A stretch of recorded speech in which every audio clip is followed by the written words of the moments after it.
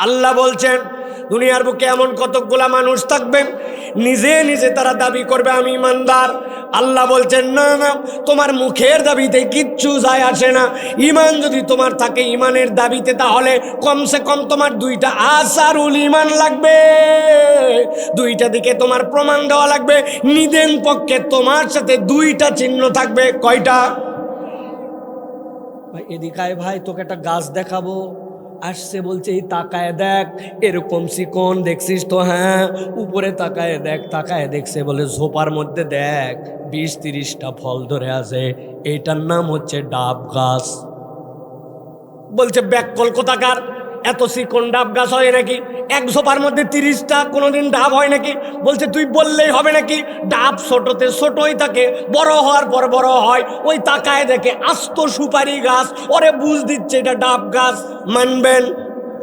কথা বলেন, মানবেন? আল্লাহ বলতেছেন ইমানের একটা পরিচয় আছে, ইন্নামাল মুমিনুন, মুমিন তো সে ইদা যুকিরাল্লাহ, যখন তার কাছে আল্লাহর জিকির করা হয়। আপনি মাহফিলের নাম তাফসির মাহফিল দেন, আপনি মাহফিলের নাম ওয়াজ মাহফিল দেন, আপনি মাহফিলের নাম ইসালে সোয়াব দেন, যা মাথা তা দেন।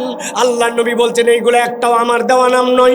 আল্লাহর নবীর দেওয়ার নাম হচ্ছে মাজালিসুল জিকির, যেইখানে আল্লাহর কথা হয়, নবীর কথা হয়, দ্বীনের কথা হয়। আল্লাহ বলছেন ওইটা মাজালিসুল জিকির। একবার যদি তোমার ইমানের প্রমাণ দিতে হয়, তাহলে যেখানে মাজালিসুল জিকির হবে ওই বান্দা ওখানে কেবল আসবেই না, আসার পরে যে আগের হালতে থাকবে না। আল্লাহ বলছেন ওয়াজিলাত কুলুবুহুম, তার অন্তরটার মধ্যে থই থই লেগে যাবে। আল্লাহু আকবার। কেমন থই থই লাগবে? 200 কা, 1 চুলা 200 কা, দেখছেন ভাই? 2 মুখওয়ালা। আপনি নিজ দিয়ে আগুন লাগাই দিছেন, আগুনের পাওয়ার সমান গ্যাসের চুলা, যেহেতু 2টার উপরে 2টা হাঁড়ি দিছেন, 1 লিটার করে হাঁড়ির মাপ, আর 2টার মধ্যে 1/2 লিটার করে জিনিস দিছেন। ডাইনেরটার মধ্যে দিছেন 1/2 লিটার পানি, আর বামেরটার মধ্যে দিছেন 1/2 লিটার দুধ। জিজ্ঞাসা করবে, একে একে উত্তর দিবেন। চুলা কয়টা, হাঁড়ি কয়টা? নওগাঁর লোক কথা বললেন না না ভাই, নাকি বলে আসছেন বাড়ির থেকে বউকে? এ ওয়াজ আমি করতে পারবো না কিন্তু ভাই। মুরব্বীদের কোনো কথা বলার দরকার নাই। তরুণ যুবকের আপনারা শুয়ে গেছেন নাকি ভাই? আপনারা চুলা কয়টা, হাঁড়ি কয়টা? হাঁড়ির মাপ কত? আর ভিতরে দিছে 2 আইটেম 1/2 লিটার করে। ডানেরটার মধ্যে দিছি 1/2 লিটার পানি, আর বামেরটার মধ্যে দিছি 1/2 লিটার দুধ। জাল একই রকম, মাপ একই রকম, জালও জ্বলতেছে একসাথে। মাথা খাটায় বলেন, আপনাকে যদি বলে সতর্ক থাকো সতর্ক থাকো, তাহলে আপনি পানি নিয়ে সতর্ক থাকবেন না দুধ নিয়ে? আল্লাহ রাব্বুল আলামিন বলতেছেন বান্দা বোঝো, ওই পানিটাও তো ফুটবে, কিন্তু ওই পানিটা ফুটতে ফুটতে শুকায় যেতে পারে। কিন্তু দুধের একটা ধর্ম আছে, ও শুকানোর আগে উতলাবে, উতলানোর পরে চুলা নিভাই ফেলতে পারে, পুড়ে যেতে পারে। আল্লাহ বলছেন ইদা যুকিরাল্লাহ ওয়াজিলাত কুলুবুহুম ওয়া ইদা তুলিয়াত আলাইহিম আয়াতুহু যাদাতুহুম ঈমানা। আল্লাহ বলতেছেন বান্দা তার দ্বিতীয় প্রমাণ হবে যখন তার কাছে কোরআন থেকে তেলাওয়াত করা হবে, তার ঈমান আর আগের অবস্থায় থাকবে না। আহলে সুন্নাত ওয়াল জামাতের আকীদা আল ঈমানু ইয়াজিদু ওয়া ইয়ানকুসু, ঈমান বাড়ে কমে। আল্লাহ বলতেছেন তার ঈমান এত দূর বৃদ্ধি পাবে কতদূর পর্যন্ত? নবী জানায় রাখেন ওয়া আলা রাব্বিহিম ইয়াতাওয়াক্কালুন, ওই বান্দা আল্লাহ ছাড়া আর কারো প্রতি ভরসা করবে না। অতএব দাবিতে ঈমান আনা যায় না, ঈমান থাকলে আপনার এই 2টা প্রমাণ দেওয়া লাগবে। আপনার ভুয়া দাবির কি দাম আছে আল্লাহর কাছে? আপনি তো দেখাচ্ছেন যে এটা হচ্ছে ডাব গাছ, আসলে সুপারি। বলা ঠিক কিনা? এই জন্য আমি সব জায়গায় বলি, এই মাহফিলে আসতে পারা সকলের তকদিরে হয় না। এই মাহফিলে আসার দ্বারা রব্বুল আলামিনের পক্ষ থেকে অনুগ্রহ আর ঈমানের আসার লাগে, ঠিক কিনা? আপনি আবার ভুল বুঝেন না। সাইফুল্লাহ ভাই বোধহয় লোক বাড়ানোর জন্যই ওয়াজ করতেছে। আল্লাহর কসম করে বলতেছি, একজন লোক যদি না থাকে কিন্তু মাইকওয়ালা যাওয়ার উপায় নাই, কারণ ওর মাইকের ডিউটি আছে। আমি যা বলার নিয়ত করে আসছিলাম মাইকালাক শুনে যাব। আপনার থাকা না থাকায় কি যায় আসে?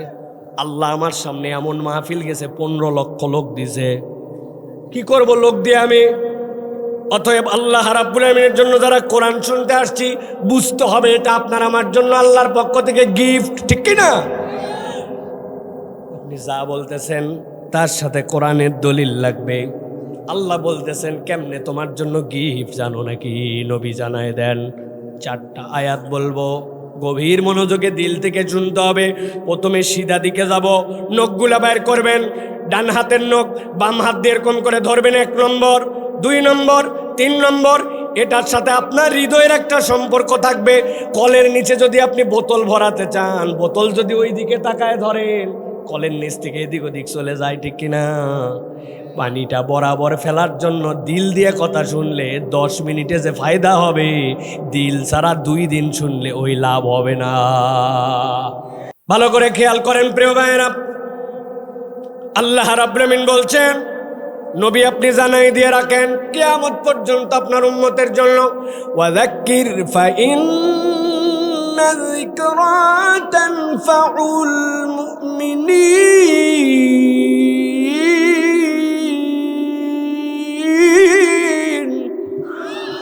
আল্লাহ বলছেন নবী আপনি বলে দেন, ওয়াযাক্কির, আপনি জিকির করেন, আপনি স্মরণ করায় দেন। আমি আল্লাহ গ্যারেন্টার হলাম, ফাইন্না যিকরা তানফাউল মুমিনিন। নিশ্চয় আপনি যদি জিকির করেন, স্মরণ করাই দেন, এর দ্বারা ইমানদারদের কল্যাণ হবে। মুফাসসিররা বলছেন আল্লাহ তানফাউ শব্দটাকে খাস করেন নাই, আল্লাহ এটা আম হিসাবে ব্যবহার করেছেন। কি উপকার হবে এইটা আল্লাহ বান্দার কাছে বলেন নাই। চলেন আমরা এবার 2য় আয়াতে যাই। আল্লাহ বলতেছেন, ওয়ামা খলাকতুল জিন্না ওয়াল ইনসা ইল্লা লিয়াবুদুন। দুনিয়াতে আমি জিন আর ইনসানকে একমাত্র আমার ইবাদতের জন্য সৃষ্টি করছি। কনসেপ্ট পরিষ্কার করেন। দুনিয়ার অনেক মানুষের ধারণা আছে 1 লক্ষ টাকা দান করছে, মাহফিলে 500 টাকা দিছে, 2 রাকাত নামাজ পড়ছে, 2টা রোজা রাখছে, মনে করছে আমি ইবাদত বন্দেগী দান খয়রাত করে আল্লাহর বিরাট উপকার করছি। আহলে সুন্নাত ওয়াল জামাতের আকীদা কি জানেন? দুনিয়ার সব লোক যদি আল্লাহর ইবাদত করতে শুরু করে, আল্লাহর ইজ্জত 1 চুলও বাড়ে না। দুনিয়ার সব লোক যদি আল্লাহর ইবাদত বাদ দিয়ে দেয়, আল্লাহর ইজ্জত 1 চুলও কমে না। আমার আল্লাহর ইজ্জত হচ্ছে তার জায়গায় স্থায়ী, ঠিক কি না? আল্লাহ বলছেন, বান্দা তাহলে আমি যে তোমাদের জন্য ইবাদত করার জন্য সৃষ্টি করলাম। 3 নম্বর আয়াত আল্লাহ এবার পরিষ্কার করতেছেন, মা উরিদু মিনহুম মির রিজকিন ওয়া মা উরিদু আন ইউতঈমুন। আমি আমার বান্দার কাছে রিজিকও চাই না, আমি আমার বান্দার কাছে খাদ্যও চাই না।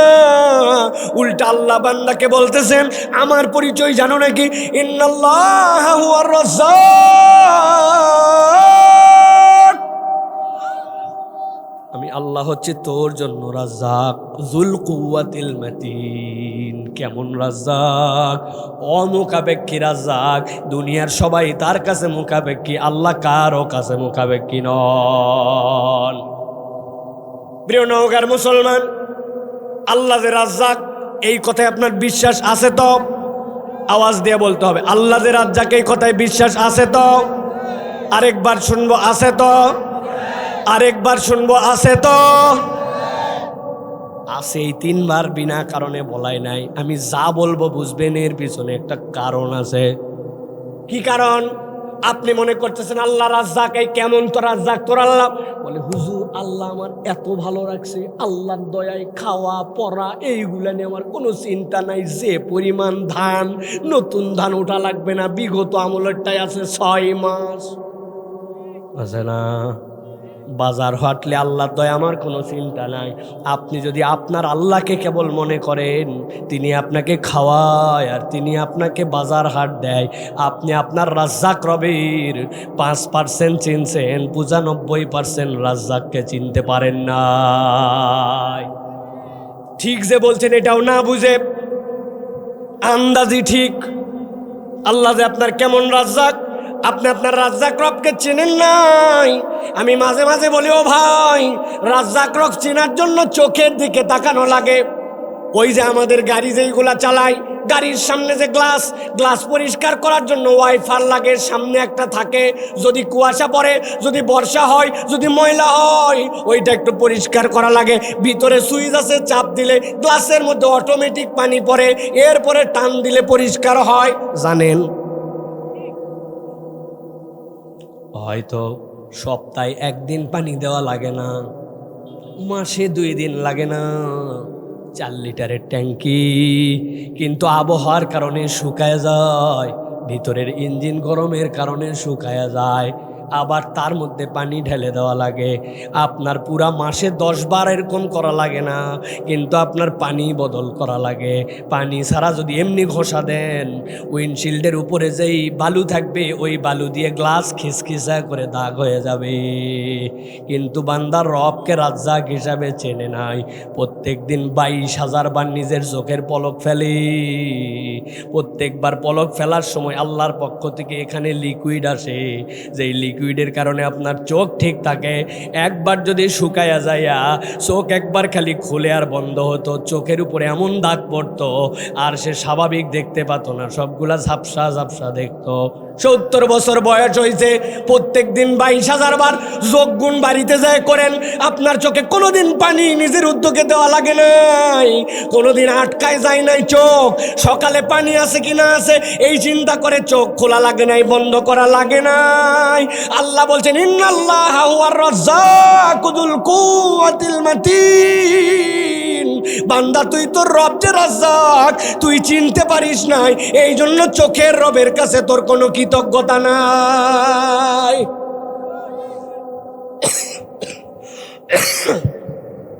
বাথরুমের ভিতরে খালি পায়ে হাঁটেন না স্যান্ডেল পরে? কথা বলেন, স্যান্ডেল পরে? বাড়ির থেকে বউ বলছে, শোনো, আজকে বাথরুমে ঢুকছিলাম, পাটা কেমন জানি পিছলা গেছিল। সুতার মধ্যে পা দিলে দেখা যায় বল্টুগুলা কোনার মধ্যে এত উঁচু হয়েছে, ফিতার গোড়ায় পায়ের নিচে চাপ লাগে। আছে না? 6 মাস জুতা পরিবর্তন। বাথরুমের ভিতরে দৌড়াদৌড়িও করেন না। বাথরুমের ভিতরে আপনাদের এখানে কেউ আসে নাকি ভাই? কুচকাওয়াজ করেন? আছে? দৌড়াদৌড়ি করেন আপনারা? 10 ধাপ ঘুরে 6 মাসে জুতার তলা খোয়ায় যায়। কিন্তু বান্দা আক্কল দিয়ে একদিন দেখলো না। বান্দা সারাদিন চলাফেরা করে 90% খালি পায়ে, মাঠে জমি লাগায় খালি পায়ে, ধান কাটে খালি পায়ে, বাড়িতে ঢুকে খালি পায়ে, মসজিদে যায় খালি পায়ে, ছোটোর থেকে বড় হলো খালি পায়ে, 10% সময় কেবল জুতা পরে। আপনার পায়ের তলার জুতা আপনার বাথরুমে 6 মাসে ক্ষয় যায়, আর আপনার বয়স 70 বছর হলো, জীবনে একবার এরকম হলো না হাঁটার কারণে পায়ের তলা ক্ষয় যায়, আমার হাড্ডি বাড়ায় গেল, আমার রক্ত বাড়ায় গেল, একবারও হলো না। আল্লাহ বলছেন, ইন্নাল্লাহা হুয়ার রাজ্জাক। তুই তোর রবকে চিনতে পারিস না, পায়ের তলার দিকে তাকায় তাকায়া একবার কল্পনা করলে তোর রব চিনবি। ঠিক কিনা? ভাবেন, একবার ভাবেন, দিল দিয়া ভাবেন। আল্লাহরে তো হাইকোর্ট দেখান, আল্লাহরে সময় দেখান। ধান কাটার জন্য আমার সময় নাই, মাহফিলে আসার আমার সময় নাই, জোহরের সময় বলছে এই নামাজ পড়। শেষের দিকে কয়দিন বৃষ্টি হচ্ছিল না, ওই জন্য পাতার একটু ভিজা, দেখেন পায়ের মধ্যে লাগছে কাদা। এখন যদি উঠে জোহর পড়ি আবার আসা লাগবে, আসে আবার নামা লাগবে, এই জন্য নামাজ বাদ। পাতারে বহুত কাজ।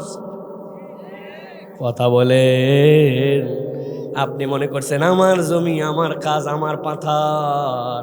নওগাঁর মুসলমান, একটু আওয়াজ দিয়ে জিজ্ঞাসা করি, আপনি যে জমি লাগান, ওই জমিতে কি ধানগুলা ছিটাই ছিটাই দিয়ে লাগান, নাকি জমিতে ধান লাগানোর আগে আলাদা করে একটা বিছন তলা তৈরি করেন? বিছন আগে ফেলান, তারপরে ওখান থেকে চারা তোলেন ঠান্ডা মাথায়। মন দিয়ে শোনেন কথা, কান দিয়ে শোনেন না। বিছনের জন্য বেড রেডি করছে, 10 কেজি সবচেয়ে ভালো বীজ, ওইটাকে আগের রাত্রে ভিজায় রাখছে, জার্মিনেট হয়েছে একটু করে। পরের দিন নিয়ে যাওয়ার পরে সেই জায়গায় বীজ ছিটায় দিবে। বীজ যখন 1 বিঘ হবে তখন বিছন তুলবে, এরপরে বিছনের গোছা গোছা করে মাঠের মধ্যে ফেলবে, এরপরে সিরিয়াল করে করে জমি লাগাবে। তাই তো একটু ঠান্ডা মাথায় ভাবেন আর জিজ্ঞাসা করে উত্তর দেন, যেই বিছনগুলা ছিটাইছিলেন ওই বিছনের যে কোনো দিক দিয়ে শিকড় গজায়, যে কোনো দিক দিয়ে পাতা বাড়ায়। হ্যাঁ, যে কোনো দিক দিয়ে শিকড় আর যে কোনো দিক দিয়ে পাতা। আন্দাজি করতেছে। শিকড় বাড়ানোর দিক আলাদা আর মাথা বাড়ানোর দিক আলাদা, ঠিক কিনা? কিন্তু আপনি যে ছিটাইছিলেন, চোখ বন্ধ করে দেখেন, অল্প একটু জায়গাতে 10 কেজি বিছন ছিটাইছেন, গায়ে গায়ে কিসকিস করে লাগছে, ওর মধ্যে হাত দেওয়ার মতো জায়গা নাই। আপনি 90% বিছন ভুল ছিটাইছিলেন। কোনোটা শীত হয়ে পড়ছে, কোনোটা উপর হয়ে পড়ছে, কোনো বিছনে একটার উপর আরেকটা পড়ছে, তার উপর একটা পড়ছে।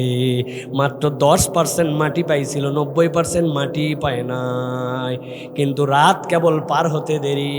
পরের দিন সকালবেলা যায় দেখেন কোন জানি এক কারিগর সব শিকড়ের দিকগুলা নিচে করে দিছে আর সব মাথার কুশিগুলা উপর দিকে উঠায় দিছে।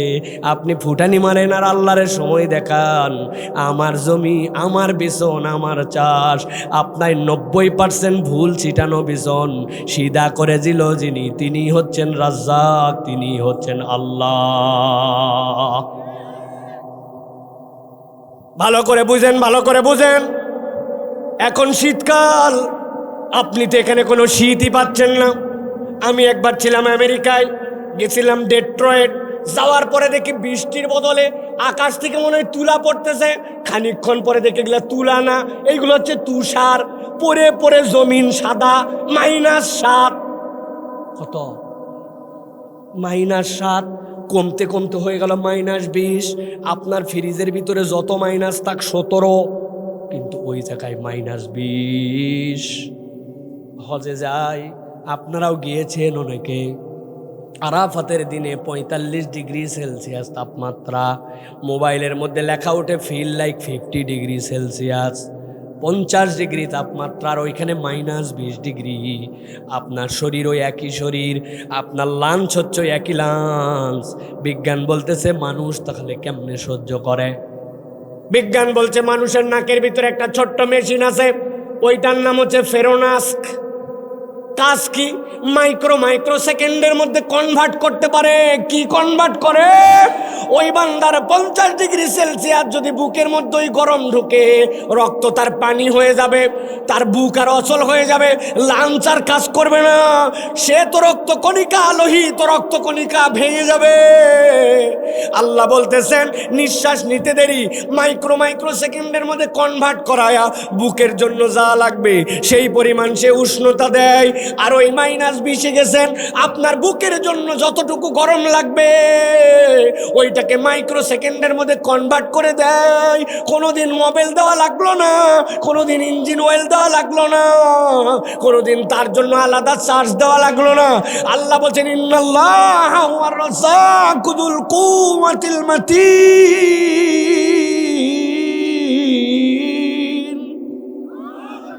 বান্দা তোর রবকে চিনিস নাই, তিনি হচ্ছেন রাজ্জাক। কথা সংক্ষেপ, রাত গভীর হয়েছে, চলেন এবার সামনের দিকে আগাই, পেছন থেকে উপর দিকে আসি। আল্লাহ হচ্ছেন রাজ্জাক, মনে আছে তো?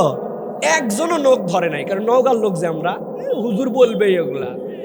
আমি এই জন্য নওগাঁ ওয়াজ খুব কম করি, এগুলো আমি বুঝি নাই এখনো। দেখলে কি ওয়াজ করা লাগবে, কেমনে ওয়াজ করা লাগবে বুঝি নাই। আল্লাহ বলতেছেন 4 নম্বর আয়াত তোমাকে বললাম আমি রাজ্জাক। আল্লাহ বলছেন তার উপরের আয়াতে আমি তোমাকে বললাম আল্লাহ তোমার কাছে খাদ্যও চায় না, রিজিকও চায় না।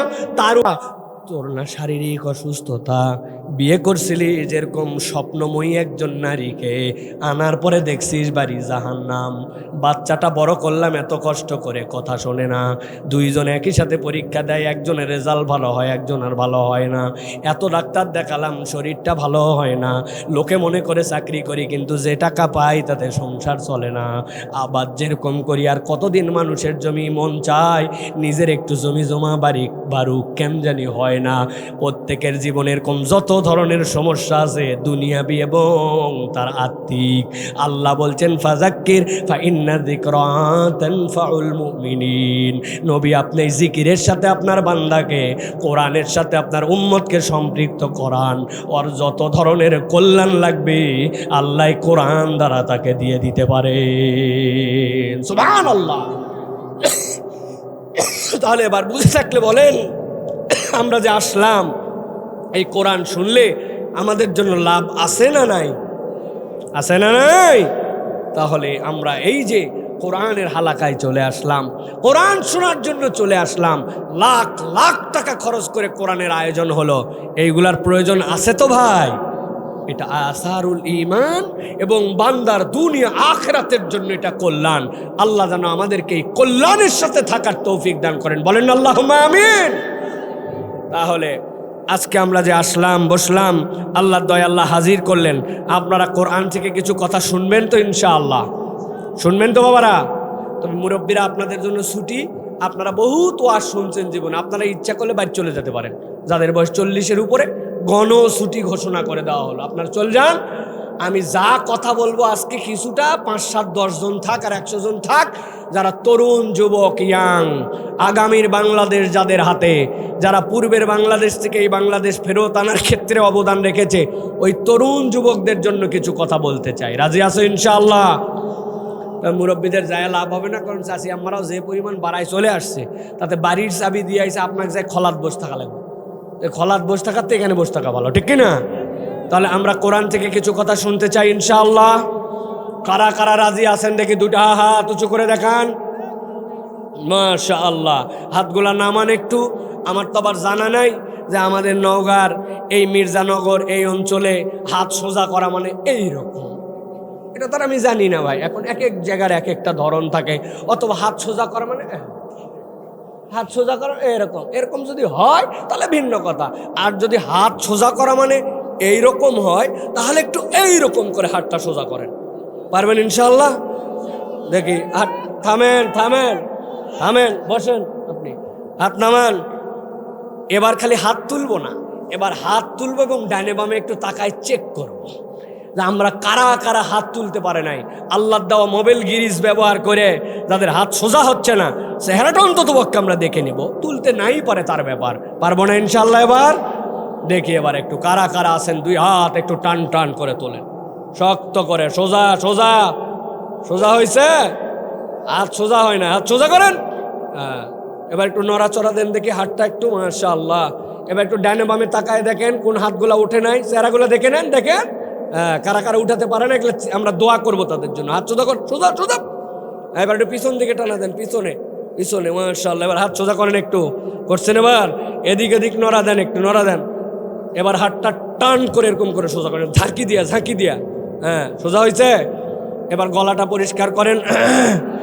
হাত নামায়াতে বলি নাই তোরে ভাই। রে বাপ রে বাপ, 10 সেকেন্ড হাত তুলতে পারেন। গলাটা পরিষ্কার দেন, সোজা করেন হাত, করছেন। এবার এবার একটু বুক বরাবর নেন, বুক বরাবর, হাত বুক বরাবর নেন।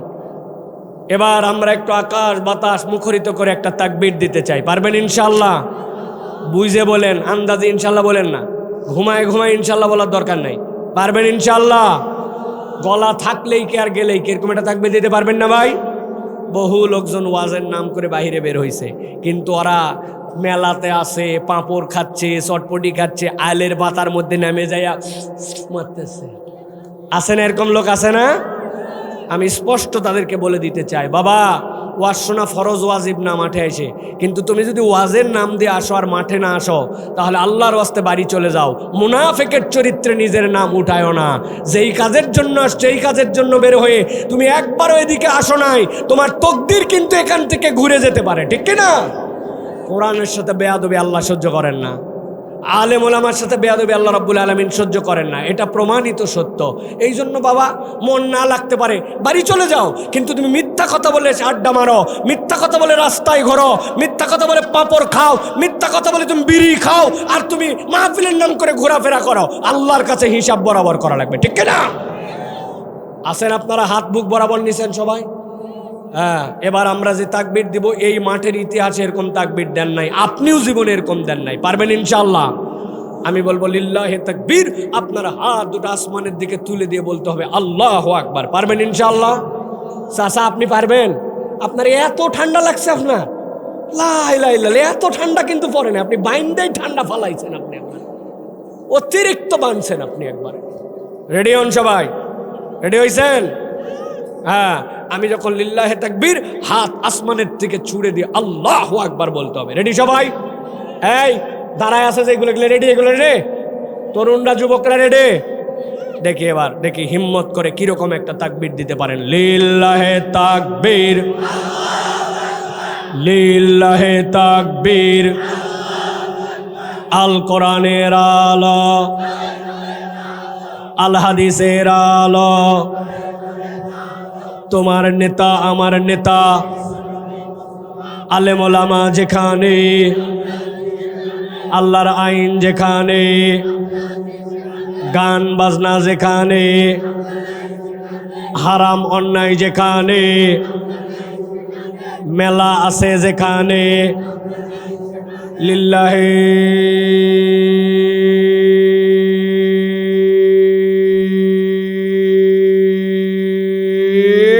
তাকবীর। মাশাআল্লাহ। শয়তান আছে আর? যেগুলো একটু আলসের মধ্যে ফেলছিল ওইগুলোকে এখন শয়তান বলতেছে আর কাজ হবে না, ঠিক কি না প্রিয় ভাইরা? তাহলে আমরা কোরআন থেকে, রাত অনেক হয়েছে, আমরা কোরআন থেকে কিছু কথা শুনবো, রাজি তো ইনশাআল্লাহ? তবে তার আগে ছোট্ট একটু কাজ আছে প্রিয় ভাইরা। আমার ভাইয়েরা এই মাহফিল বাস্তবায়ন করেছে, আয়োজন করেছে, আপনাদের সন্তান তারা আপনাদের জন্য ব্যাপক কষ্ট করে। আলহামদুলিল্লাহ, আল্লাহ রাব্বুল আলামিন যেন তাদেরকে উত্তম যাজা দান করে। আপনারা সকলেই সহযোগিতা করেন, কিন্তু আপনারা জানেন যে মাহফিলের ভিতরে একটা ছোট্ট ব্যাগ যায়, সেখানে আপনাদের প্রত্যেকের হালাল ইনকাম থেকে 200, 400, 500, 1000 আপনারা যেটা নিয়ত করেন অথবা নিয়ত করেন নাই, আল্লাহর ওয়াস্তে এখানে একটু কিছু শরীক হতে হবে। পারবেন ইনশাআল্লাহ? পারবেন ইনশাআল্লাহ? সবাই পকেটে হাত দেন বাবা, একজন মাহরুম করা যাবে না। 100, 200, 500 যা নিয়ত করছিলেন, যদি টাকা না থাকে পাশের জনের থেকে প্রয়োজনে হাওলাত নেন, কিন্তু তারপরেও সকলে একটু শরীক হন। ছেলেরা যাও, প্রত্যেকের সামনে যাবে, এবং প্যাকেটে টাকা না দিলে সামনেতে সরবা না, আগে টাকা দিবে তারপরে সরবে। ওনার কাছে যদি না থাকে ব্যাগের ভিতর থেকে বার করে ওনাকে দিবে যে হাওলাত নেন, চিনি আপনার, কালকে আবার ফেরত দিবেন।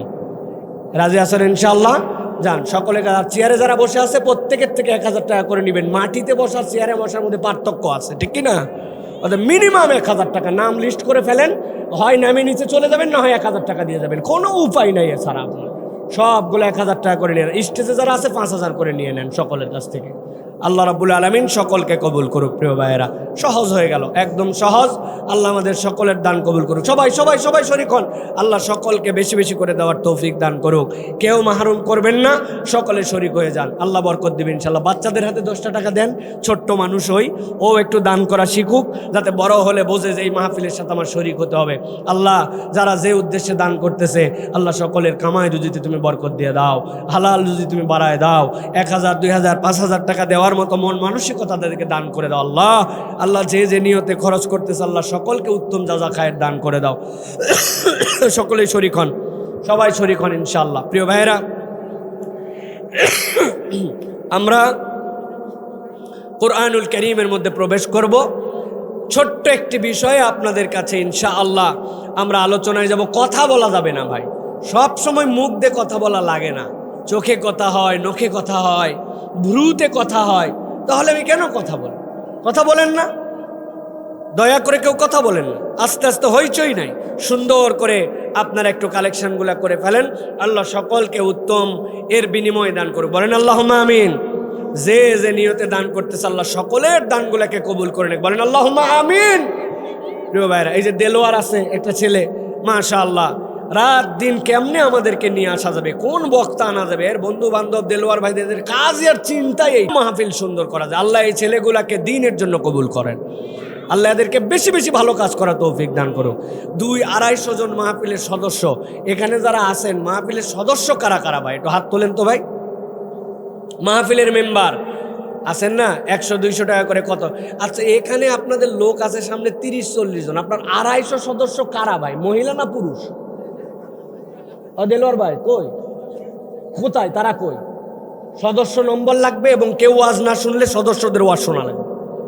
কোথায় তারা? হ্যাঁ, উনি সদস্য হয়ে টাকা দিয়ে বাইরে ঘুরে বেড়াচ্ছে। বাহ বাবা বাবা, দারুণ ব্যাপার। এরকম আগামীর থেকে চলবে না। যাও তাড়াতাড়ি, যারা রুমাল নিয়ে গেছো তাড়াতাড়ি বের হও, এক সাইডতে বের হয়ে যাও, বের হয়ে সামনে নিয়ে চলে আসো, স্টেজে চলে আসো। চলেন আমরা বিতাড়িত শয়তান থেকে আশ্রয় প্রার্থনা করে আমরা সকলে সমস্বরে কোরআনের মধ্যে প্রবেশ করব। অলসতা করবেন না, আমরা সকলে মিলে কোরআনুল কারীমের মধ্যে প্রবেশ করি। আমার সাথে পড়েন, আউযু বিল্লাহি মিনাশ শাইতানির রাজিম, বিসমিল্লাহির রাহমানির রাহিম।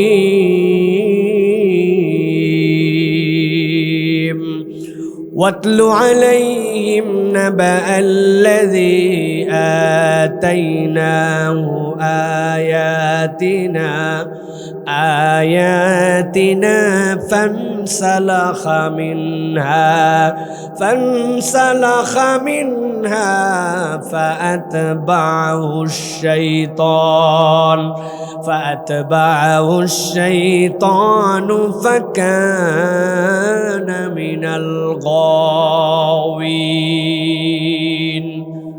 আল্লাহ রাব্বুল আমিন বলছেন, ও আমার হাবিব, আপনার কাছে আমি এখন এমন একটা বার্তা দিচ্ছি, এমন একটা ওহী দিচ্ছি, আপনার কাছে সেই ওহীটা আপনার উম্মতের কাছে তেলাওয়াত করার দায়িত্ব দিয়ে দেওয়া হলো। আল্লাহ বলছেন বিষয়টা কি জানেন নাকি? এত গুরুত্বপূর্ণ যে আপনার কাছে ওহী দেওয়া হচ্ছে, কিয়ামত পর্যন্ত বিষয়টা চলমান থাকবে। কি বিষয়? আল্লাহ বলতেছেন, না বা এমন একটা সংবাদ আপনাকে আমি দিচ্ছি, আল্লাযী, যাকে আতাইনাহু, আমার পক্ষ থেকে দেয়া হয়েছিল। কি দেয়া হয়েছিল? আয়াতিনা, আমার পক্ষ থেকে অবিশ্বাস্য নিদর্শন তাকে দেওয়া হয়েছিল। আল্লাহ বলতেছেন যেই নিদর্শন তাকে দেওয়া হলো সেই নিদর্শনটা কি ছিল, আর যেই নিদর্শনটা তাকে দেওয়া হলো ব্যক্তিটা কে ছিল। আল্লাহ বলতেছেন আপনি আপনার উম্মতকে সেটা জানান। হযরত আব্দুল্লাহ ইবনে মাসউদ রাদিয়াল্লাহু তাআলা আনহু বলতেছেন, এই আয়াতের শানে নুজুলে যেই ব্যক্তির কথা আল্লাহ বলেছেন ওই ব্যক্তিটা মুহাম্মদ সাল্লাল্লাহু আলাইহি ওয়াসাল্লামের কওমের লোক নয়, ওই ব্যক্তিটা ছিল হচ্ছে মূসা আলাইহিস সালামের সময়ের লোক। লোকটার নাম ছিল বালআম ইবনে আবার। কি কারণে আল্লাহ তার কথা বললেন? আল্লাহ রাব্বুল আমিন নবীকে বলছেন ওই ব্যক্তির অনন্যতা ছিল, সেই লোকটা আল্লাহর এত প্রিয় পাত্র হয়ে গিয়েছিল, আল্লাহর এত বেশি ইবাদত করেছিল যে ওই ব্যক্তিকে আল্লাহ এমন মাকবুল বানাইছিলেন, সে যদি আল্লাহর কাছে কোনো বিষয়ে দোয়া করত এক মুহূর্ত দেরি হতো না, দোয়া করতে দেরি, কবুল হতে দেরি নাই। সুবহানাল্লাহ।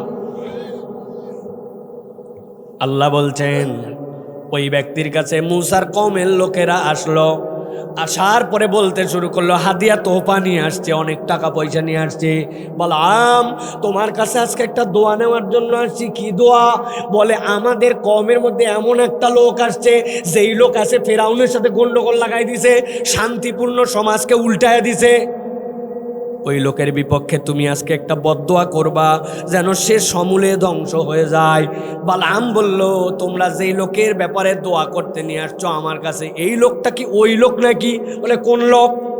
বগলের নিচে এরকম করে হাত দেয়, হাত দেওয়ার পরে আস্তে করে হাত বের করে। যেই না হাত বের হয়, হাত দিয়ে এমন আলো বের হয় মনে হয় যেন সূর্যের মতো পাওয়ারফুল, কিন্তু যখন তার প্রয়োজন ফুরায় যায় আবার আস্তে করে হাতটা বগলের নিচে নিয়ে নেয়, আলোটা নিভে যায়, হাতটা তার অক্ষত থাকে, হাতের তো কোনো ক্ষতি হয় না। এটা কি সেই লোক নাকি কোন লোক?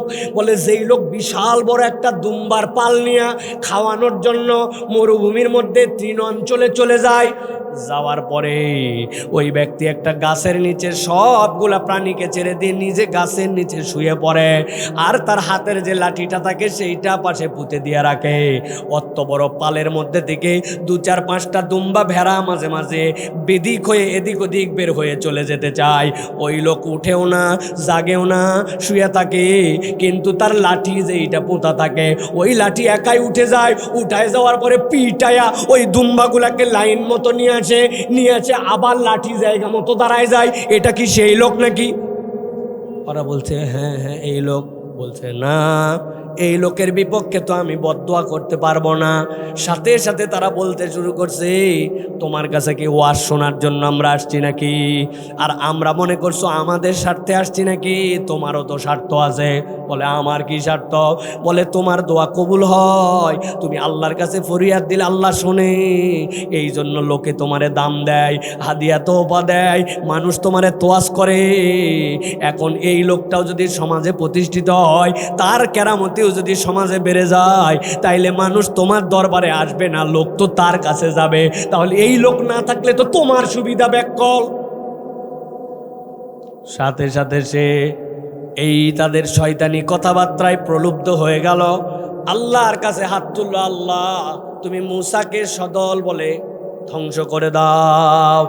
আল্লাহর সাথে সাথে তাকে ইলহাম করে জানালেন, তুমি এতদিন পর্যন্ত যা দোয়া করেছো তা পাস্ট, কিন্তু ভবিষ্যতের ব্যাপারে তোমাকে জানাই দেওয়া হলো, আল্লাহর ভেলায়েতের দপ্তর থেকে তোমার নাম কাটা, আর কোনো দিন তোমার কোনো কথা এবং দোয়া আর আল্লাহর কাছে কবুল হবে না। আল্লাহ বলছেন, নবী আপনি জানান, আল্লাযী আতাইনাহু আয়াতিনা, তার কাছে আল্লাহ স্পষ্ট আয়াত দিয়েছিলেন, সত্য চিনে ফেলছিল, হক তার কাছে পরিষ্কার, জানার পরেও ফানসালাখা মিনহা। আরবিতে ইনসেলাক মানে জানেন, মাঝে মাঝে দেখছেন না হঠাৎ করে তাকায়া যে একটা সাপের খোল পড়ে আছে, ভিতরে সাপ নাই কিন্তু চামড়া বদল করে চলে গেছে, সাপের খোলস দেখছেন? আরবিতে ইনসেলাক বলা হয় সাপের খোলসের মতো। দেখতে সে মানুষ, দেখতে সে মনে হচ্ছে সাপ, কিন্তু ভিতরে তার রূহ নাই, ভিতরে অরিজিনাল রূপ নাই। আল্লাহ বলতেছেন, দেখতে আল্লাহর ওলি হয়ে আছে, দেখতে মনে হচ্ছে আল্লাহর আয়াত সে বুঝে নাই, কিন্তু আল্লাহর আয়াত চিনছে, হক তার কাছে পরিষ্কার, তারপরেও চামড়া বদল করে নিঃস্বার্থে সে মুখ ফিরাই নিছে। আমাদের অঞ্চলের কোন লোক আসেনি ভাই? বুঝে বলেন, কিন্তু আন্দাজি বলবেন না। আছে? চেনেন দু একজনকে? আমি দুইটা লোককে চিনি, নাম বলে দিব। বলে জুম্মার দিন আজান হয়ে গেছে, ইযা নুদিয়া লিস-সালাতি মিন ইয়াউমিল জুমআ ফাসাউ ইলা যিকরিল্লাহ ওয়া যারুল বাই'। অনেক আগের পরের কথা মানতে পারে নাই, কিন্তু জুমা পড়ার জন্য সে 1টার সময় মসজিদে আসছে, ভিতরে আগে ঢোকে নাই, বাহিরে খানিকক্ষণ দাঁড়াই থাকছে, দাঁড়াই থাকে অনেকক্ষণ ধরে ধরে অপেক্ষা করে খুতবার সময় গেছে, কিন্তু তাও জুম্মার নামাজটা পড়ছে। এরকম লোক আছে না ভাই? কিন্তু ওই মসজিদ থেকে আসরে আজান হয়েছে হাইয়া আলাস সালাহ, মাগরিবে হয়েছে হাইয়া আলাল ফালাহ। যেই বেটা জুম্মার নামাজের জন্য আসলো, ও জানে যেই জুম্মা আল্লাহ ফরজ করছে, ওই আল্লাহ আসর ফরজ করছে, মাগরিব ফরজ করছে। আল্লাহর আয়াত যে চেনে না এরকম নয়, জানে না এরকম নয়। তাহলে আল্লাহর হুকুম মানে জুম্মা পড়লো আর আসর মাগরিব ওয়াক্ত বাদ দিল, এরকম লোক এলাকায় নাই। কথা বলতে হবে।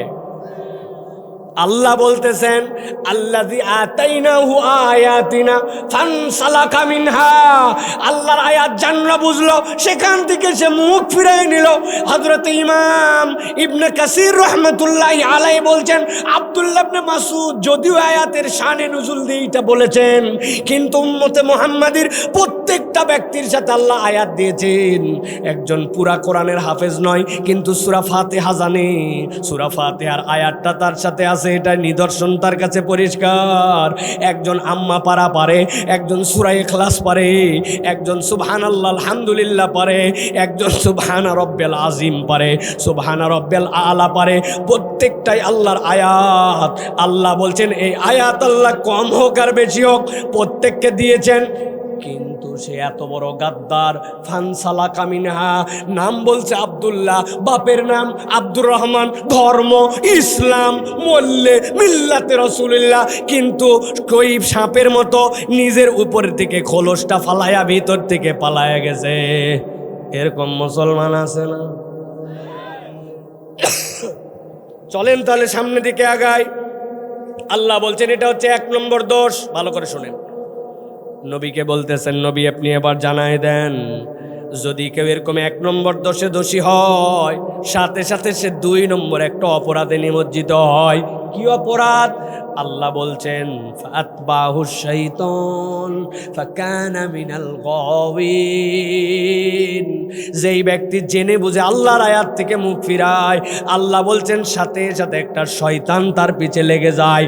সে হয় ইমাম, শয়তান হচ্ছে তার মুক্তাদি। আল্লাহ বলছেন ফাকানা মিনাল গাওয়িন। আর যার পিছে একবার শয়তান লাগে, নিশ্চিত নিশ্চিত নিশ্চিত সে পথভ্রষ্ট হয়ে যায়। নাউজুবিল্লাহ। আপনি বোঝেন নাই? মাঝে মাঝে নওগাঁর লোক বকাবকি করে, এই এই খবরদার শয়তানি করবি না, বলেন না? এই বাঁদরামি করতেছিস কেন?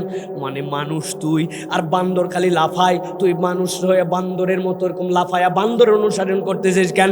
তুই মানুষ কিন্তু তুই শয়তান, যেরকম আল্লাহর দুশ্মন, তুই ওই রকম কাজ করতেছিস কেন? শয়তানি করলি কেন? বাঁদরামি করলি কেন? বলে কিনা? আল্লাহ এই কথা বলেন না।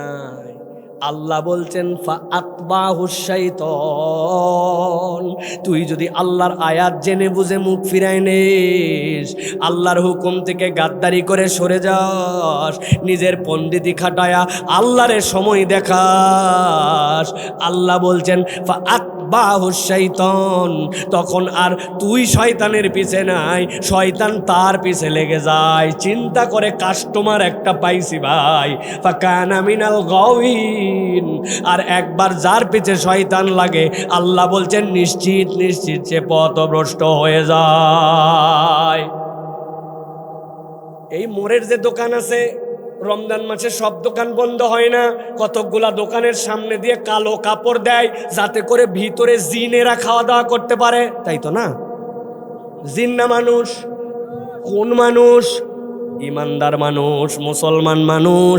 ওদের ধারণা কালো কাপড় দিয়ে মানুষও দেখে না, ভিতরে আল্লাহও দেখে না, ঠিক কি না?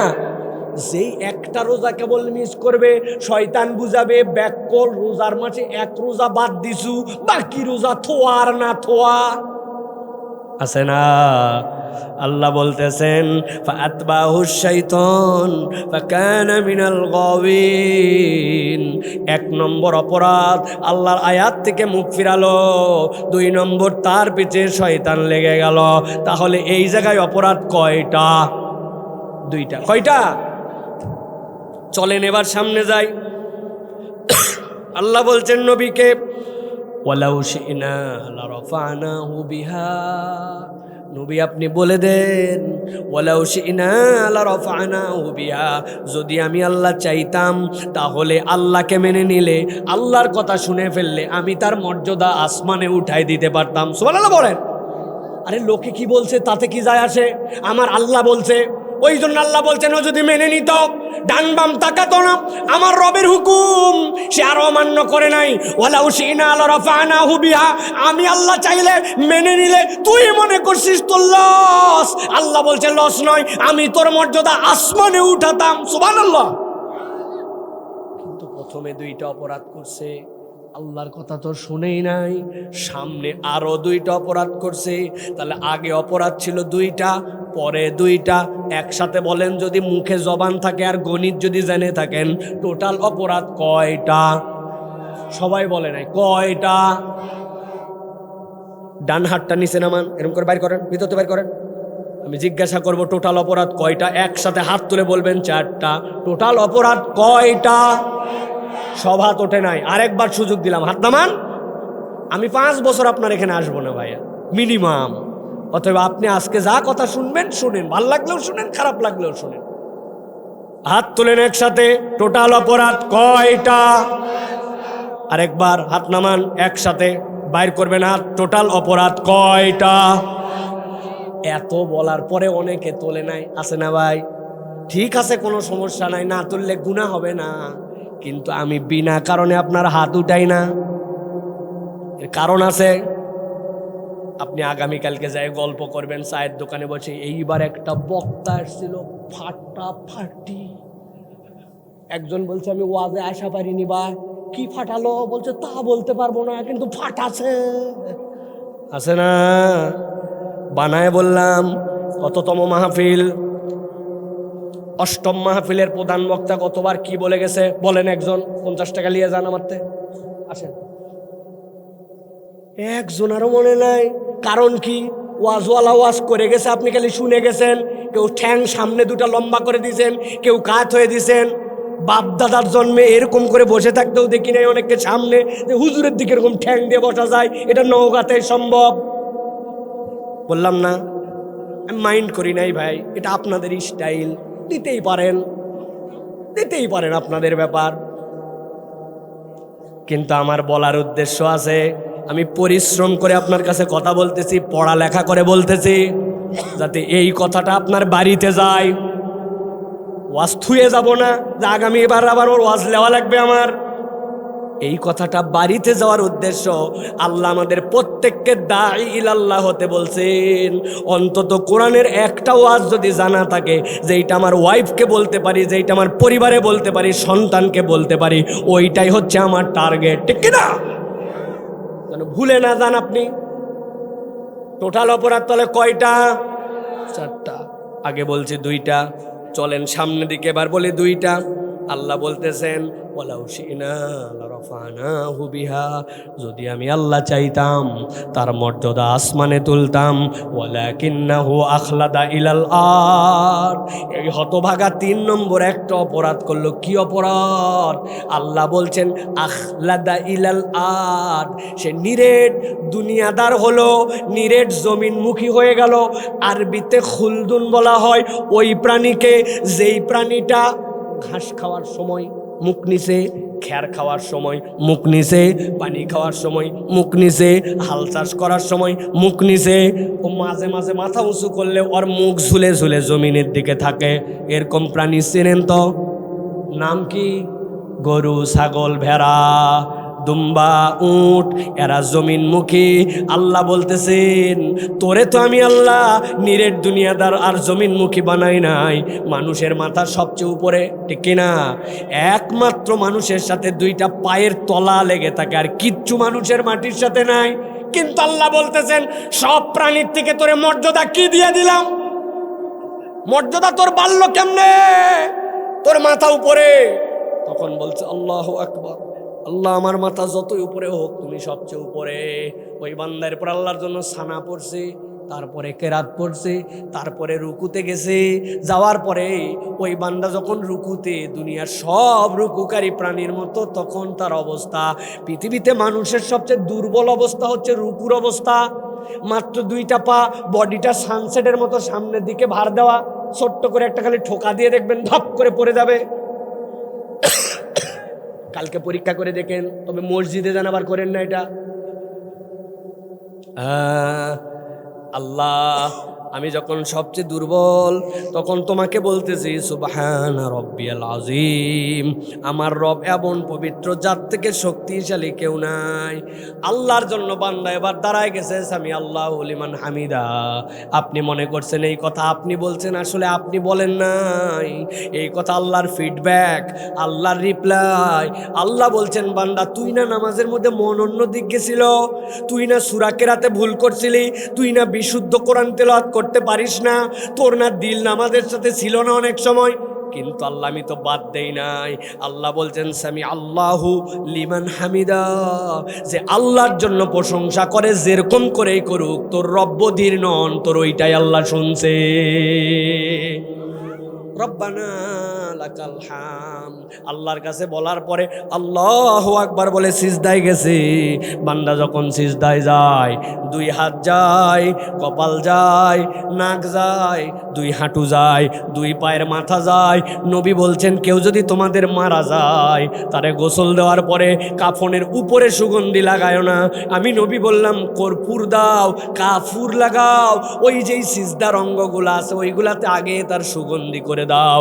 কেননা বান্দার মাথা উঁচু ছিল, ওই বান্দা এতই নামছে এই কপালের থেকে নিচে আর কোথাও নামানো যায় না। আরবের মুশরিকরা বলতো কি এক ধর্ম, আমরাও তো সিজদা দেই, কিন্তু এইটা আবার কেমন ধর্ম, নিজের পশ্চাতে উঁচু থাকে মাথা নিচু হয়। আল্লাহ আমি আমার কপালটাকে মাটির সাথে লাগালাম, আমার থেকে নিচু আর কেউ নাই। এখন তোমাকে বলতেছি আমি যখন সবচেয়ে নিচু, তোমার পরিচয় হচ্ছে সুবহান রাব্বিয়াল আলা, আমার রবের থেকে উঁচু আর কেউ নাই, উঁচু আর কেউ নাই। নবী বলছেন তুমি সিজদায় যদি চাইতে পারো, যা চাইবা আল্লাহ তাই দিবে। আল্লাহ বলছেন ওই বান্দা যার মাথা উঁচু, ওয়ালাকিন্নাহু আখলাদা ইলাল আরদ, ও এমন চরিত্রিক অধপতন হয়েছে, ও নিরেট দুনিয়াদার হয়ে গেছে, দুনিয়া ছাড়া কিচ্ছু বোঝে না, হালাল কেউ হারাম বানায়। চেনেন? ঈদের সময় বাজার করতে গেছেন সাপাহার, নিয়ামতপুর, আপনার দেখে বলছে আপনি আমার বউনির কাস্টমার। একেবারে মিথ্যা কথা। 11 নম্বর কাস্টমার এক বউনির কাস্টমার বানাইছে। বলছে চাচা আপনার মতো সেনা লোক দেখে কিনা দামে দিলেন। আছে না? বাপ দাদার জন্মে দেখে নাই, কেনা দাম বলে 500 টাকা কাল্লা কাটে ফেলছে। হালাল দোকান, হালাল মাল, হালাল ব্যবসা, কেবল নিরেট দুনিয়া লাগবে, তার যেমনে হোক দুনিয়া লাগবে, এই জন্য মিথ্যা কথা বলে। এরকম লোক আমার এলাকায় নাই। নিরেট দুনিয়াদার, দুনিয়া ছাড়া কিচ্ছু বোঝে না, কিসের সত্য কিসের মিথ্যা, দুনিয়া একদিক হয়ে যেতে পারে, তার এটাতে দেখার কোনো বিষয় নাই। নিরেট দুনিয়াদার হলে কি লস হয় জানেন? ইমাম ইবনুল কাইয়িম রাহমাহুল্লাহ উদাহরণ দিচ্ছেন, সুবহানাল্লাহ। তিনি বলতেছেন একটা লোক তার ছায়ার পিছে ছুটতেছে, পূর্ব দিক থেকে সূর্য উঠে গেছে, পশ্চিম দিকে তার ছায়া দৌড়। বলেন তো ভাই, ছায়া ধরতে পারবে তো? ছায়া ধরতে পারবে তো? ইমাম ইবনুল কাইয়িম বলতেছেন ছায়া ধরা যায় না, কিন্তু সে যদি দিল দিয়ে একবার অনুভব করে, আরে গাধা ছায়া ধরা লাগবে কেন, আমি যতক্ষণ দাঁড়াই ছায়া তো আমার সাথে আছে, তাহলে ওই ব্যক্তি যদি টার্গেট করে যে আমার ছায়া আমার সাথে আছে, ধরা লাগবে না। তিনি বলছেন দুনিয়ার পিছে ছোটার উদাহরণটা এরকম, ছায়ার পিছে ছোট, ছায়া পাবা না। কিন্তু তোমার টার্গেট যদি পরকাল হয়, তোমার দুনিয়া তোমার সাথে ঘুরবে মিয়া, দুনিয়া চাওয়া লাগবে না, অটোমেটিক পাওয়া যাবে। কিন্তু এখন আমি এমন দুনিয়াদার হয়েছি, আল্লাহর দেওয়া খেতে আমি কাজ করি, অথচ জোহর আসরের নামাজ আল্লাহরে হাইকোর্ট আমি দেখাই। কথা বলেন। আল্লাহ বলতেছেন এর নাম নিরেট দুনিয়াদার। আপনি শত শত লোক এরকম খুঁজে পাবেন। এই সকাল 8টার সময় বাপ ধোলায় মার মার মার, পাশের থেকে বলছে বাচ্চা বড় হয়ে গেছে, এখন কি এত মারে নাকি? না মারে, উপায় আছে। গণিতে কাঁচা, সার পাওয়া যায় না, এক সার মাসে মাত্র 4 দিন পড়ায়, সকাল 8টার থেকে কোচিং, বলদ 9-এ ফেল করবে, পরে এত কষ্ট করে দিয়েছি 4000 টাকা লাই, আপনি জানেন না? সকাল 8টায় শুয়ে আছেন, মারবে না মানে খবরদার লাই দিবেন আপনারা, মারে ওকে মানুষ করা লাগবে। সকাল 8টায় মাসে 4 দিন কোচিং, বাপ মামারে পিটায়, না গেলে রাগ করে। কিন্তু ওই বাড়ির থেকে বিগত 1 বছর ফজরের নামাজে বাচ্চা মসজিদে যায় না, কোনোদিন বাপ বকলো না, কোনোদিন মা রাগ করলো না। ওই বাপ আবাদ করে খাওয়ায়, ওই মাই তার জন্য অভিভাবকের ভূমিকায় আছে। হিসাব করেন, হিসাব করেন। আল্লাহ এই কথা ওই কেবলমাত্র বালআমের জন্য বলেন নাই, আপনি এই গ্রামের ওই বাপ মায়ের জন্য আল্লাহ বলতেছে ওয়ালাকিন্নাহু আখলাদা ইলাল আরশ, তোর থেকে নিমক হারাম কে আছে? তুই তো খালি দুনিয়া চিনছিস, আল্লাহরে চিনিস নাই, ঠিক না? সাবধান হন, হিসাব মিলান। 10 বছর বয়স যখন ছিল, মক্তবে গেছিলেন, 10টা সূরা মুখস্থ করে আসছিলেন। এখন আপনার জমি হইছে, বাচ্চা হইছে, জামাই হয়ে গেছে, নাতি হইছে, বয়স কত? 60। 10 বছরেও 10 সূরা আলাম তারা থেকে সূরা নাস, 60 বছরেও 10 সূরা আলাম তারা থেকে নাস, আরো কতকগুলা ভুলে গেছে, আয়াতুল কুরসি শিখে নাই, দোয়াই কুনুতের অর্থ বলতে পারে না, সানা জানে না, জানাজার পরে জানাজে দাঁড়ায়, জানাজার দোয়া জীবনে পড়ে না, মিশাই মুখ বন্ধ করে তাকে করে পার হয়ে যায়। মিলায়েন, মিলায়েন। এই কথা বলার জন্য আমি আপনাকে দিল দিয়ে বলতেছি, আপনার বইকে বলতেছি না, আপনার সন্তান হিসাবে বলতেছি, আপনার ভাই হিসাবে বলতেছি। আল্লাহ বলছেন ওয়ালাকিন্নাহু আখলাদা ইলাল আরশ, হিসাব মিলাস বাড়িতে যাইয়া। 40 বছর এক আয়াত মুখস্থ হয় নাই, সে আবার নিজেকে পরিচয় দেয় আমি আল্লাহর দিকে। মুরব্বির কোরআন তেলাওয়াত শুনলে ফেরেশতা ভয় পায়। হাসতেছেন আপনি। পড়তেছে ইহদিনা সিরাতাল মুস্তাকিম। কিরে সিরাতাল মুস্তাকিম কি জিনিস? আরবিতে সিরাতা, সিরাতা মানে হচ্ছে আল্লাহ তুমি আমাকে সরল সঠিক রাস্তা দেখাও, সোয়াদ দিয়া। আর সিরাতা মানে জানেন, গজারির লাঠি যার উপরে ছোট ছোট বিট থাকে কাঁটার। 50 বছর ধরে বলছে আল্লাহ ইহদিনা সিরাতাল মুস্তাকিম, আল্লাহ তুমি আমার লাঠির রাস্তা দেখা। আল্লাহ যে কোবাইনি এখন পর্যন্ত, তাই তো বেশি। আমার কোরআন সহি হয় না। ও বাবা, মোরের দোকানে যাই এমন পণ্ডিত রাশিয়া ইউক্রেনের যুদ্ধ চালায় চাষা, ওখান থেকে জ্ঞান ফলায়া পাগল করে ফেলছে। আর 30 দিন ঠিক মতো শিখলে কোরআন শুদ্ধ হয়, কোরআন ঠিক মতো শেখে না। এলাকায় পণ্ডিতি করে বেড়ায়, এলাকায় বিরাট ফাঁপড় নিয়ে ঘুরে বেড়ায়, মাথার মধ্যে হাজির রুমাল দিয়া মানুষ মরতে করছে কামালে কামাল। কিন্তু উনার পিছনে ইমামতি হলে বাকি মুসল্লির নামাজ হবে না, ঠিক না? খুঁজে দেখেন কারা ঠিক বলেন না, খালি হাত তুলালাম না। অন্যদিন হলে দাঁড়ায় কোরআন শুনতাম, কিন্তু আমার জন্মের জেলা নওগাঁ তো, এই জন্য আজকে শুনলাম না, তাছাড়া আমি শুনে ফেলতাম এখন। 3 নম্বর অপরাধ, ওয়ালাকিন্নাহু আখলাদা ইলাল টার্গেট আর কিছু না, দুনিয়া। 4 নম্বরে আল্লাহ বলতেছেন, নবী বলেন তার অপরাধ হচ্ছে ওয়াত্তাবা হাওয়া, মন পছন্দ জীবন চালায়। আল্লাহ যে মানে না তা নয়, আল্লাহ মানে যদ্দূর পর্যন্ত আল্লাহরে লাগে, আর নিজের মন যদ্দূর টানে তদ্দূর পর্যন্ত নিজেরটা মানে। এরকম মুসলমান আসেনি ভাই? এটা বুঝে বলেন, আসেনি ভাই? মা বোনেরা আওয়াজ শুনতে আসছে না? আসছে আসছে। আলাদা প্যান্ডেল আছে মহিলার। ও মা, রোজার মাসে আপনার ভাব চক্কর তো দারুণ। মাহফিলে আসার সময় পর্দা পুশিদা, বাপরে ঢাকার ঝাপা। কিন্তু বিয়ের দাওয়াত পাইলে আপনি যে 3 পিস লাগায়া যান, এলাকার লোককে জানান দিয়ে যান এই 3 পিসের 2 পিস গায়ে থাকে, আরেক পিস পিস হিসাবে আছে, কিন্তু এটা দড়ির মতো গলাতে পিছন দিকে যে নেমে গেছে। তাহলে আপনি মাহফিলে আসার সময় যে ড্রেস, ওইটা কোন আল্লাহর হুকুমে? আর আপনি বিয়ে শাদিতে যান যেটা, ওইটা কোন আল্লাহর হুকুমে? ওয়াত্তাবা হাওয়া, আল্লাহ বলছেন আল্লাহরেও মানে, আবার নিজের নফসকেও ইলা বানায়। এরকম মহিলা আমাদের এলাকায় নাই। কাদের বাড়িতে আছে এটা হাত তোলেন, আমরা দেখে নেই তাদের বাড়িগুলা, চিনে নেই। চিন্তা করছে কেবল দূরে গেলে পর্দা লাগে, বাড়ির ভিতরে পর্দা লাগে না। বাপরে, ভাবি ভাবি ভাবি, কারুলটা দে ভাবি। তোর কোন ভাবি রে? কোন ভাবি তোর? ওয়াত্তাবা হাওয়া, মন পছন্দ জীবন ঠান্ডা মাথায় বোঝেন।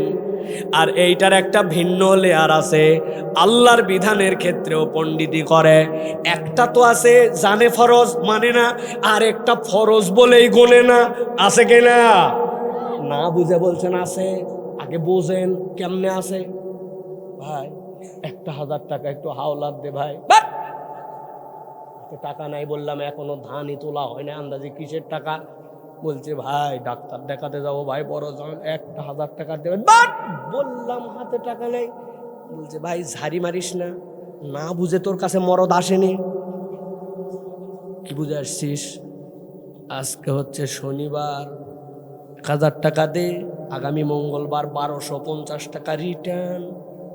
বলছে বলদ কোথাকার, মানুষের হাতের টাকা থাকে নাকি? বাড়ির চল। বাড়িতে নিয়ে চলে গেছে, 1000 টাকা দিছে।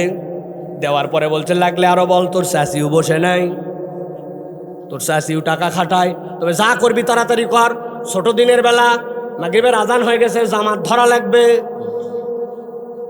আসরের নামাজ পড়ে আসি, 1200 টাকা সুদে লাগায়া দাদনে টাকা খাটায়া, আবার মাগরিবের নামাজ জামাত ধরতে চাই।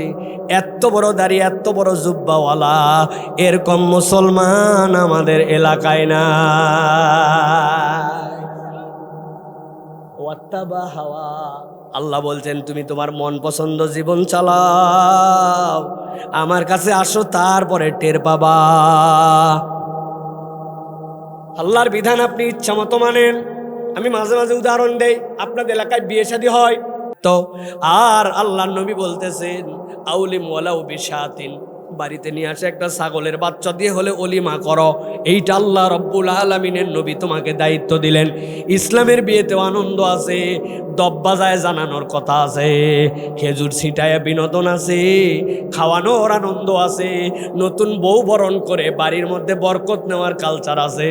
কিন্তু ইসলামের বিয়ে এইটুকুই শেষ। নওগাঁ অঞ্চলের বিয়ে কি এইটাতেই শেষ?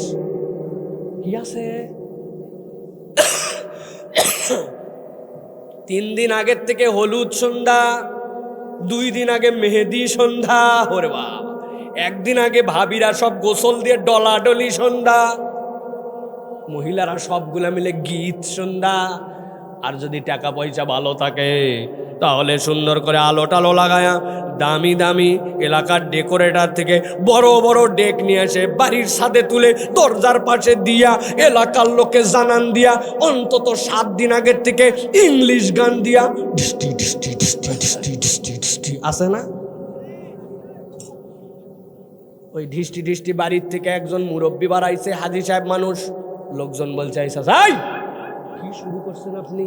গান বাজনা মানুষকে পাগল করে ফেললেন, এলাকার লোক অস্থির হয়ে গেল। আপনি একটা হাজি সাহেব মানুষ, এইভাবে গান বাজনা দেয় নাকি? গরিব মানুষ, মুরব্বী মানুষ, শিশু বাচ্চা কাচ্চা পাগল হয়ে গেলে বলছে থাম থাম থাম, অত পিক আপ নিস না, তোরও বেটি আছে। বলছে তো আমার বেটি আছে, কি হয়েছে? এগুলা কি আমি করবার চাইছি নাকি? এলাকার লোকজন চায়, নাতি নাতিরা করছে, এগুলো আমার সাথে আমার কোনো সম্পর্কই নাই। বলছে চল নামাজ পড়ে আসি, আর 1 দিন মাত্র আছে, এত রাগারাগি করার দরকার নাই।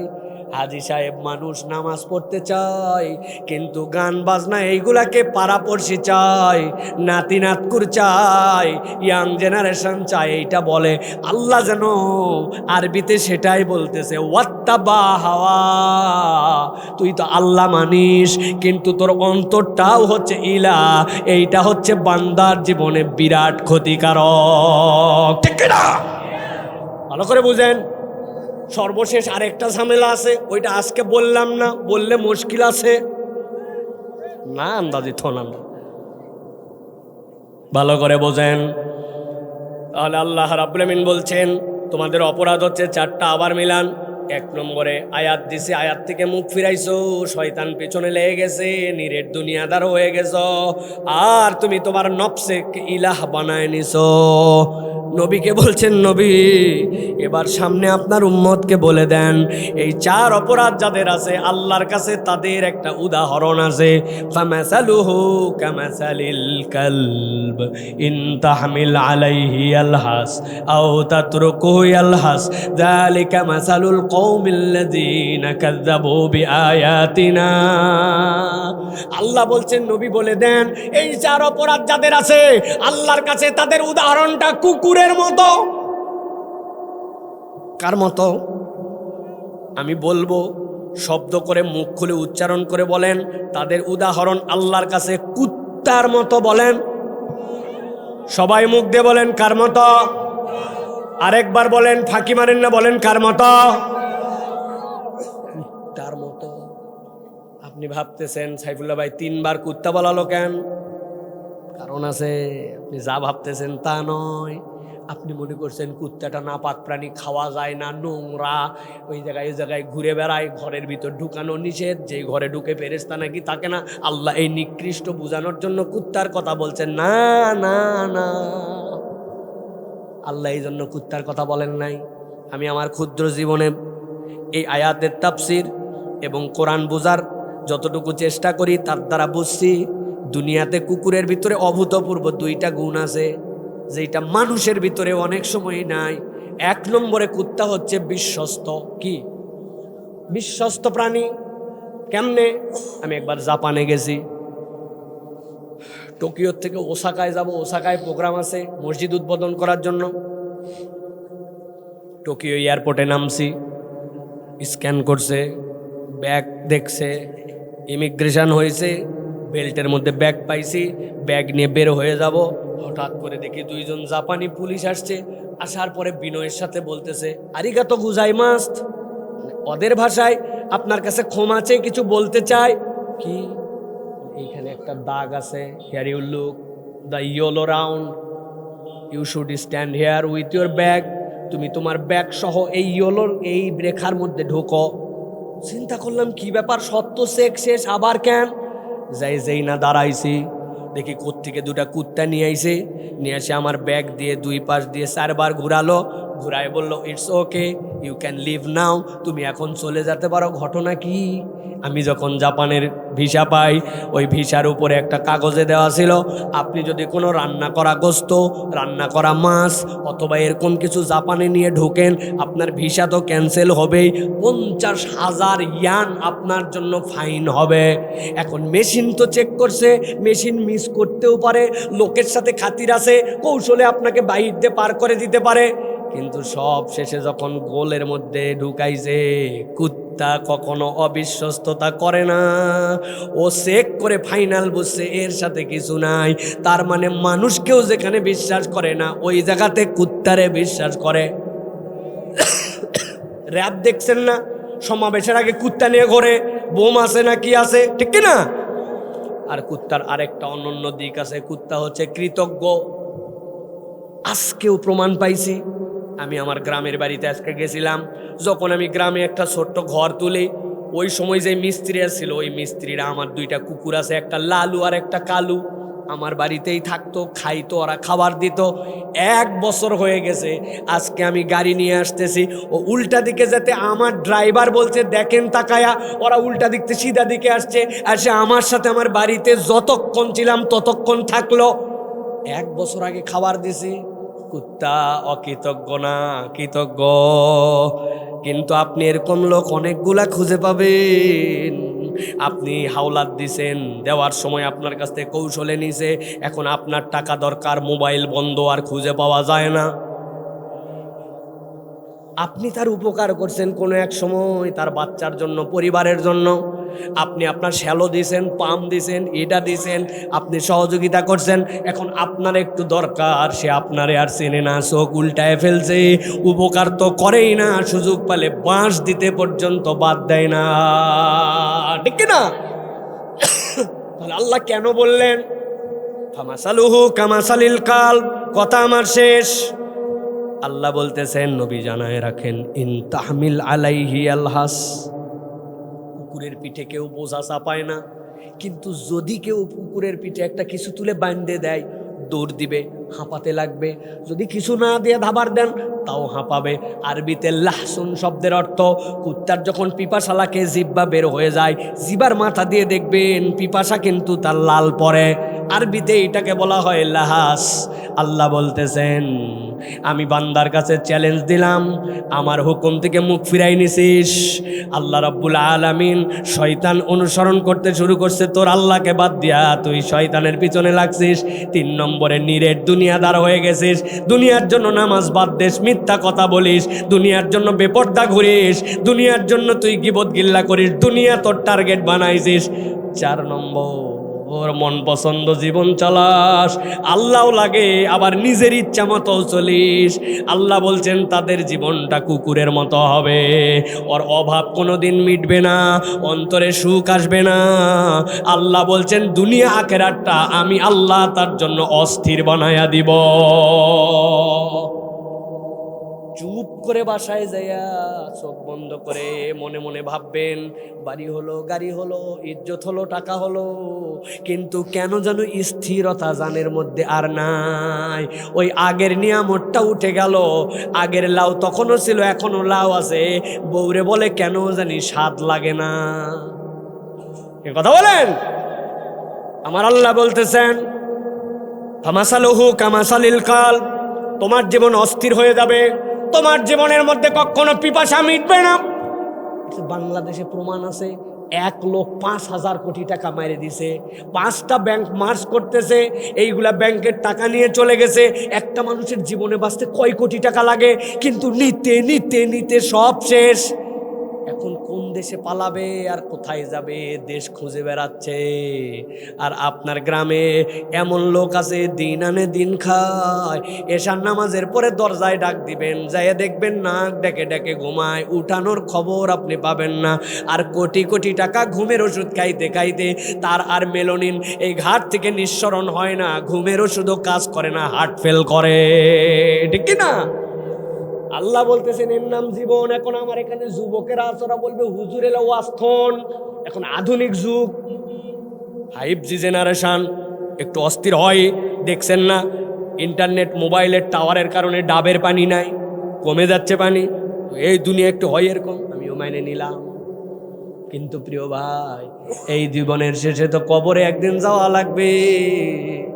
ওই কবরের জীবন যদি অস্থির হয়, এই দুনিয়ার যুক্তি দিয়া পার পাওয়া যাবে তো? আল্লাহ বলছেন ফাকসুসিল কসাস লাআল্লাহুম ইয়াতাফাক্কারুন।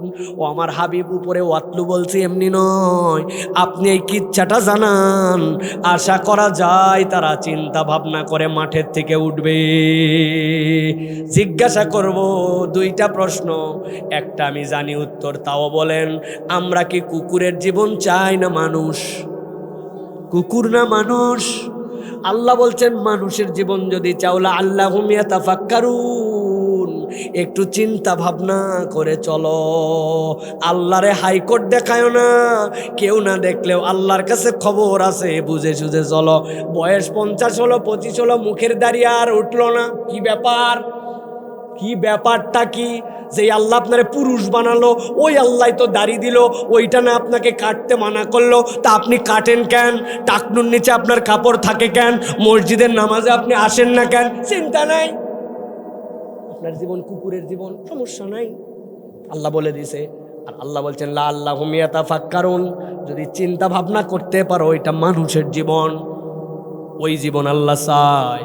এই মাঠের থেকে উঠার আগে আপনি আসার আগেও বেনামাজি, যাওয়ার পরেও বেনামাজি, আসার আগেও সুদখোর, যাওয়ার পরেও সুদখোর। আরে আপনার জমি 1 বিঘা না লাগানো হতে পারে, কিন্তু আমি সুদে টাকা নেই না, সুদে দেই না, এর নাম ইমানদার, ঠিক না? ওমা মিন দাব্বাতিন ফিল আরদি ইল্লা আলাল্লাহি রিজকুহা, আল্লাহ আপনারে পাঠাইছে এই রিজিক দিয়া, আর আপনি আল্লাহরে হাইকোর্ট দেখান, আল্লাহ আপনার পরীক্ষা নেই। দ্বিতীয় জিজ্ঞাসা, আল্লাহ বলতেছেন সাআ মাসালাল কওমুল্লাযীনা কাযযাবু বিআয়াতিনা ওয়া আনফুসাহুম কানু ইয়াজলিমুন। তাদেরকে বলে কোনো লাভ নাই, যারা আল্লাহর আয়াত অস্বীকার করে, ওদেরকে বলা আর না বলা সমান। এবার উত্তর দেন, আমরা আল্লাহর আয়াত অস্বীকারকারী না মান্যকারী? যদি আল্লাহর আয়াত মান্যকারী হন, তাহলে দুই জীবনে পার্থক্য করা লাগবে। আমার ইবাদত কতটুকু, আমার আমল কতটুকু, আমার মুখ আছে মিথ্যা বলি কিনা, আমার মুখ আছে গালি দেই কিনা, আমি 3 জন মিলে বসলে গীবত কমিটি চালু করে দেই কিনা, পরের পিছনে কথা বলি কিনা, আমি আমার জীবনটুকুকে আল্লাহর জন্য ডেডিকেটেড করে একটু খরচ করছি কিনা, আমলে একটু পরিবর্তন আনছি কিনা।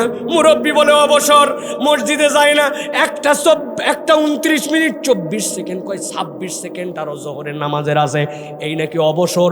অথচ মসজিদে ঢুকে জীবনে 2 রাকাত দুখুলুল মসজিদ পড়ে না, তাহিয়াতুল ওযুর নামাজ সারা জীবনে একবারও পড়ে নাই। মসজিদের মধ্যে যায়, মসজিদের কোরআন শরীফগুলা ময়লা হতে হতে হতে হতে ওইগুলা কয়দিন পরে গোরস্থানে ফেলে দেওয়া লাগবে। জীবনে ওই জানা সূরাগুলার জন্য কোরআনটা একটু হাতে নিয়ে পড়ে না, শুধুমাত্র টেনশন, আবাদ কেমনে হবে, ক্ষেত কেমনে হবে, জমি কেমনে বাড়ানো যাবে, কেমনে ধান স্টক করে পরে দাম তোলা যাবে, ধান কাটার পরে কেমনে ভালো আলু লাগান যাবে, এইবার আলু লাগে লাভ হবে কি হবে না, এই চিন্তা করতে করতে 70 বছর পার। এটা করতে ইসলাম মানা করে নাই, তবে আল্লাহকে বাদ দিয়ে যেন এইটা না হয়। কথা শেষ প্রিয় ভাইরা, আজকের আলোচনা শেষ। 2 পর্বে আপনাদের কাছে দীর্ঘ কথা বলছি, নন স্টপ কথা বলছি, এর মধ্যে কোনো গজল নাই, জিকির নাই, কিচ্ছু নাই, একদম টানা। প্রথম পর্বে বুঝাইছি আল্লাহ রাজ্জাক, ওই রিজিক নিতে হলে কোরআনের সাথে আপনার সম্পর্ক লাগাতেই হবে, যুক্ত করতেই হবে আপনাকে কোরআনের সাথে আপনার সম্পর্ক। আর দ্বিতীয় পর্বে আপনাকে বুঝাইছি যে আল্লাহ এই 4টা অপরাধের কথা বলছেন, এইটা আল্লাহ বাঁচায় দিতে চান জন্য আপনাকে জানায় দিয়েছেন। মিলাতে হবে। আল্লাহর আয়াত জানার পরেও আমি আল্লাহর হুকুম জানার পরেও সরছি কিনা মিলাতে হবে। শয়তান আমার পিছনে আছে কিনা, আমাকে কেন শয়তান খোসায়, কেন আমি সেলুনে যাওয়ার পরে বলে আমার গাল চুলকায় জন্য আমি দাড়ি কেটে ফেলি। কি মুসলমান তুমি? কেন তোমারে উস্কায় ঈদের দিন নতুন জামা একটু না দেখালে কেমনে হয়, এই জন্য পর্দা বাদ দিয়ে তুমি ঘোরো? কেন বিবাহ বহির্ভূত সম্পর্ক তোমার হেডফোন আর মোবাইল দিয়ে কেন তোমাকে গান শোনায়, কে তোমার চোখ দিয়ে খারাপ দেখায়?